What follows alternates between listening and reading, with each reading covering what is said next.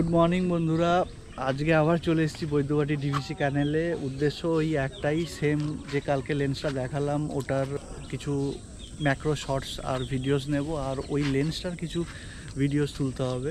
তো বেসিক্যালি একটা প্রোডাক্টের পেছনে আমাদের অনেকগুলো দিন চলে যায়, কারণ সেগুলোকে টেস্ট করা, সেখান থেকে ভালো ভালো স্যাম্পলস বের করা, সেটার ভিডিও করা, নিজের ভিডিও করা, তারপরে স্ক্রিপ্ট, অডিও, তারপরে সেটা দিয়ে ভিডিও বানানো, সেটা মিক্স করা, পোস্ট করা, একটা বিশাল বড় এবং খুব একটা লেন্দি প্রসেস।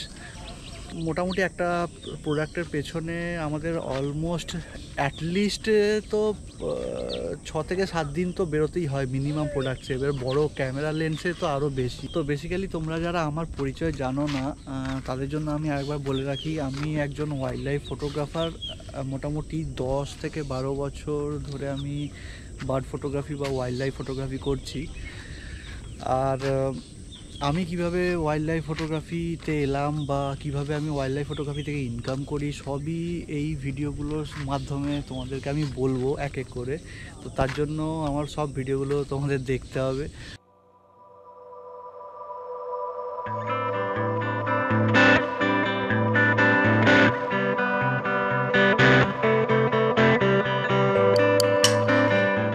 বেসিক্যালি তোমরা যারা রেগুলার বার্ড ফটোগ্রাফি বা বার্ড ওয়াচিংয়ে বেরো, তো অবশ্যই আমি তা সবাইকে গামবুট রেকমেন্ড করব। আমি রোজ পরি না, কিন্তু রেগুলার যেহেতু আমরা বেরোই, তো রোজ সময় হয় না তাড়াতাড়ি করে, প্লাস আমার গামবুট পরলে পা অনেক ঘেমে যায়, তো আমি ওই জন্য রেগুলার পরি না। যেদিন মনে হয় যে না আজকে আমি একটু এমন জায়গায় যাব যেখানে আমার পা দেখা যাবে না, সেই দিন আমি অবশ্যই গামবুট পরি। তো আমি অবশ্যই সবাইকে গামবুট পরার জন্য রেকমেন্ড করব, কারণ এই বিশেষ করে বর্ষাকালটা সাপের প্রচণ্ড উপদ্রব, এবং তোমরা যারা রেগুলার বেরো অবশ্যই যেন গামবুটটা তোমাদের সাথে রাখো।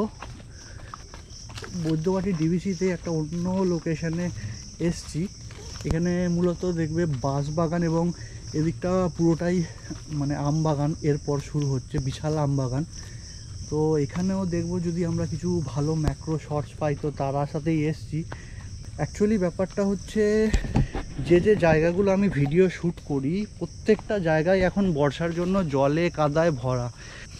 একমাত্র বৈদ্যবাটি ডিভিসির এই জায়গাগুলোই একটু উঁচু হওয়ার কারণে সেইভাবে জল বা কাদা এখনও জমেনি, তো সেই জন্য এখানে আমি এখন শ্যুট করতে পারছি।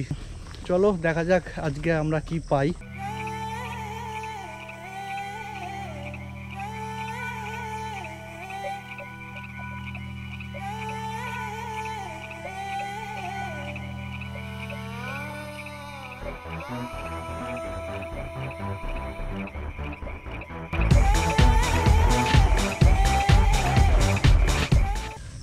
তো বেসিক্যালি এখন এই লেন্সটা আমাদের মডেল, লেন্সটার কিছু ছবি তুলছি স্টোরিতে পোস্ট করার জন্য বা ফেসবুকে পোস্ট করার জন্য, আর ইউটিউব থাম্বনেলের জন্য। তো এগুলো মোটামুটি আমার কাছে যে কটা প্রোডাক্ট আসে, আমি সব কটা প্রোডাক্টেরই একটা সুন্দর সেই প্রোডাক্টটার নেচারে একটা ফটো, একটা নয় অনেকগুলো ফটো তুলি এবং সেগুলো স্টোরিতে দিই, তার সাথে সাথে তার ফিচার্সগুলো বা প্রস অ্যান্ড কনসগুলো সেগুলো শেয়ার করি। তো ওইটাই এখন করছি। হ্যাঁ, রবার ফ্লাইগুলো ওই দিকটাই থাকে, আগের দিনগুলো তো ওই জায়গাটাতেই পেয়েছিলাম।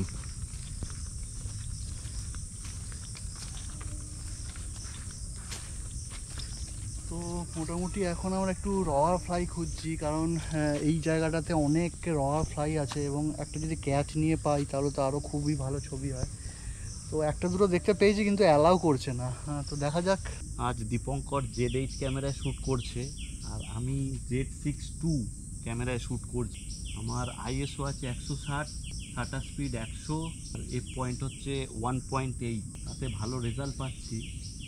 এখানে মনিটরটা ইউজ করতে একটা জিনিস খুবই সুবিধা হয়েছে, ফোকাস পিকিং অপশানটা ইউজ করে খুব ভালো আমি ফোকাস করছি। যেহেতু লেন্সটা ম্যানুয়াল ফোকাস লেন্স, প্রিসিশনটা খুব জরুরি এখানে। তো এই ক্ষেত্রে যে ফোকাস পিকিং অপশানটা থাকে, যদিও বা এখন ক্যামেরাতে ফোকাস পিকিং অপশানগুলো সব থাকে, ওইটা ইউজ করে আমার অনেক সুবিধা হচ্ছে খুব ডিটেল ম্যাক্রো তোলার। তো বন্ধুরা, যখনই তোমরাও যদি কোনো সময় ম্যাক্রো তোলার চেষ্টা করে থাকো তো চেষ্টা করবে ক্যামেরাতে ফোকাস পিকিং অপশানটাকে অন করে দেওয়ার। সেক্ষেত্রে কি হয়, অবজেক্টের এক্স্যাক্ট যে পয়েন্টে আমরা ফোকাস করতে চাই সেই পয়েন্টের ফোকাস পিকিং অপশানটাতে আমরা সেটা স্পষ্টভাবে বুঝতে পারি ফোকাসটা কোথায় হয়েছে।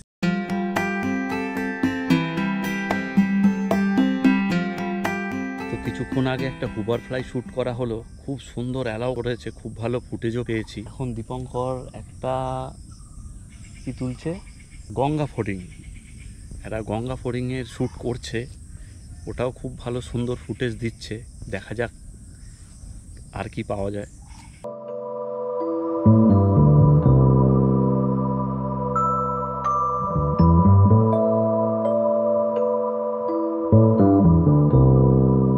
কেঁচোর মতো একটা স্পিসিস দেখতে পেয়েছি, আমি জানি না গোপ্রোতে ফোকাস হচ্ছে কিনা, কিন্তু এটা আই থিঙ্ক কেঁচো নয়, এটা কোনো রকমের সাপ। আমি লাইফে ফার্স্ট টাইম এই স্পিসিসটা দেখছি।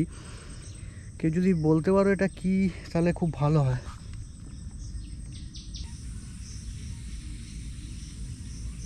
আমরা একটা খুব ভালো প্রজাতির প্রজাপতি পেয়েছি। প্রজাপতি নয় ঠিক, এটা মথ। মথ বলা যেতে পারে, নামটা আমরা ঠিক জানি না, স্পিসিস নাম আমরা বলতে পারছি না, কিন্তু খুব ভালো অ্যালাউ করছে, খুব সুন্দর ফটো দিচ্ছে, ভালো লাগছে ফটো তুলতে।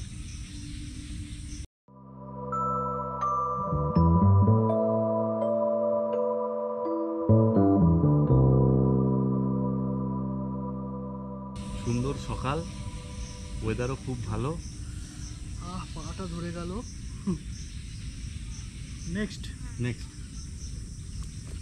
ওই এদিকে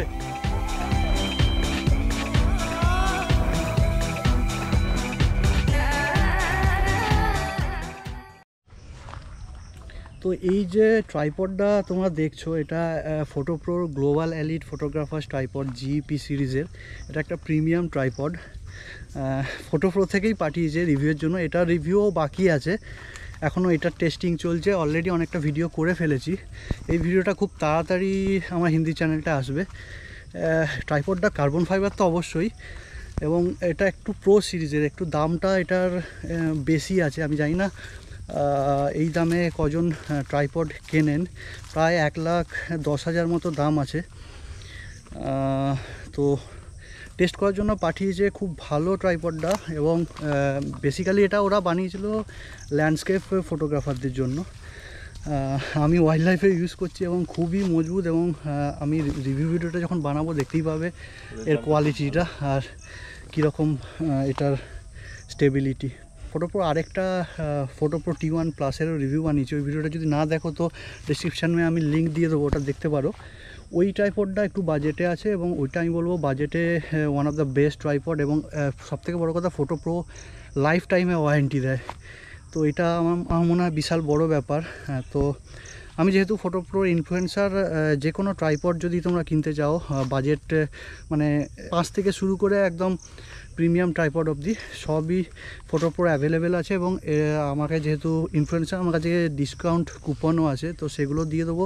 সেই কুপন অ্যাপ্লাই করে 10%, 20% যেটা যেমন ছাড়ও পেয়ে যাবে।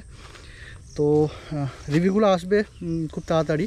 অনেক কটা রিভিউ জমে গেছে, আমি জানি না কোনটা তাড়াতাড়ি করে দিতে পারবো। যাই হোক, দেখা যাক এখন আর কি পাওয়া যায়। ফটোপ্রো ট্রাইপডটার সঙ্গে ফটোপ্রোর একটা গিম্বেল হেড আছে, ওটা যদি ইউজ করো বন্ধুরা তাহলে আরও বেটার রেজাল্ট পাবে, ফার বেটার। E6HS ওই গিম্বেল হেডটা কিছু, ওটা অবশ্য রিভিউ আমি পোস্ট করেছি, যারা এখনই দেখতে পারো ওটার লিঙ্কও দিয়ে দেবো। নর্মাল গিম্বেল হেডের থেকে ওই গিম্বেল হেডটার অনেক কিছু এক্সট্রা ফিচার্স আছে, যেগুলো আমি ভিডিওতে বলেছি, এত এখানে ডিসকাস করতে অনেক সময় লেগে যাবে। তো গিম্বেল হেডটা খুবই ভালো, এবং যারা নিতে চাও নিতে পারো, ওটার লিঙ্কও আমি ডেসক্রিপশানে দিয়ে দেবো। রিভিউটা আগে দেখো, যদি ভালো লাগে তারপরেই কেনো। তো মোটামুটি এখন 9:30 বাজছে, অনেকক্ষণ ধরেই শ্যুট করছি, অনেক কিছু আজকে পেয়েছি। মাকড়সায় একটা মাছি ধরেছিল, ওটার কিছু ভালো ভিডিও পেয়েছি, ছবিও পেয়েছি। এই সময় বর্ষাকাল, প্রচুর মাশরুম চারিদিকে আছে, তো কিছু মাশরুম তোলারই চেষ্টা করছি। যদিও বা আমি কোনোটাই স্পিসিসের নাম জানি না, তো দেখা যাক। লেন্সটা আপাতত আমার যা মনে হচ্ছে খুবই ভালো, এবং বাকি তো যেমন বললাম যে ডিসক্লোজ করা এখন বারণ, তাই আমি বাকি আর কিছু বলতে পারছি না স্পেসিফিকেশান বা কোয়ালিটি সম্বন্ধে, কিন্তু খুব জলদি এই রিভিউটা আসবে, দেখতে থাকবে তোমরা আমার হিন্দি চ্যানেলটা।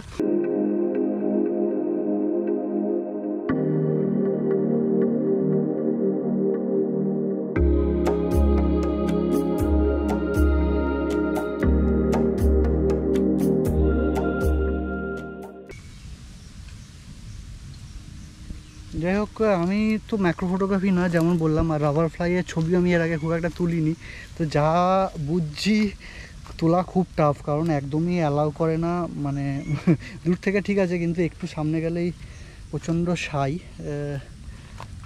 হয়তো কোনো টেকনিক্স আছে আমি জানি না, কিন্তু আমি মোটামুটি আজকে সব অনেক কিছুরই ছবি পেয়েছি, কিন্তু রাবার ফ্লাইজের ভালো ক্লোজ আপ ম্যাক্রো পাইনি, তো সেটার জন্য আবার আসবো এখানেই, কারণ প্রচুর রাবার ফ্লাই আছে কিন্তু একটাও ভালো করে অ্যালাউ করছে না, বা যাই হোক বেশি ডিস্টার্ব করা উচিত নয়, এখান থেকে চলে যাচ্ছি। একটা দেখলাম রাবার ফ্লাই কিছু ধরেছিল কিন্তু আর দেখতে পেলাম না, তো ওটা যদি হতো তাহলে খুব ভালো ছবি হতো।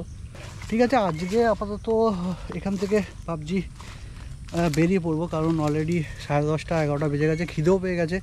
তো চলো সঞ্জয়দা, আজকের মতো এখানেই শেষ করি। আজকে মোটামুটি আমাদের ভিডিও করা শেষ, ভিডিও, ছবি, ব্লগ, আর কত কিছু বলবে। তারপর যাওয়ার পালা, এখন বাড়ি যাওয়ার পালা, পাহাড়ে উঠতে হচ্ছে। পাহাড় তো এটা পুরো হচ্ছে। আসলে আমরা যে জায়গাটা ছিলাম অনেকটা নিচে, রোড লেভেল থেকে অনেকটা নিচুতে, আর মাটির রাস্তা খুব ডেঞ্জারাস হয়ে রয়েছে। এই তো এবার সিমেন্টের রাস্তা পেয়ে গেছি, চাপ নেই। আমাদের বাইক এখানে পার করানো আছে। আমরা সচরাচর বাইক করেই আসি, কারণ বাইকে করে কি হয়, যে কোনো আলিগালি কাদা সবেতে ঢুকে যাওয়া যায়, আর একটু দূরে হলে তখন গাড়ি করে যাই। তো গাড়ি করে বেশিরভাগ জায়গায় অসুবিধা, কারণ সব জায়গায় গাড়ি ঢোকে না, দূরে রেখে হেঁটে হেঁটে অনেকটা যেতে হয়। তো যাই হোক, স্কুটি বেস্ট এই ক্ষেত্রে, কারণ স্কুটিতে আর একটা সুবিধা হচ্ছে দুজনের কাছে অনেক গ্যাস ক্যারি করা যায়, কারণ দুজনের কাছে দুটো ট্রাইপড, দুটো ব্যাগ, আরও সব গিম্বেল হেড অনেক কিছু থাকে। তো টুক করে এই যে এখানটা রেখে দিলাম, আর তার উপর আবার একটা কি দুটো ব্যাগও ঢুকে যেতে পারে, একটা ব্যাগে রয়ে গেল, ব্যাস, মানে কতটা এটা সুবিধা। আর বাইকে এটা দুটো ব্যাগ দুজনকার কাঁধে বা একজন সামনে নিলেও খুব অসুবিধা হয়, অনেক সময় দেখেছি অনেক দূরে সাথে অনেক কষ্টকর। তো এক্ষেত্রে আমি বলবো স্কুটিটা খুবই সুবিধা। কিন্তু যাই হোক, ঠিক আছে, চলো এখন বাড়ি ফেরার পালা। ভিডিওতে দেখা হচ্ছে।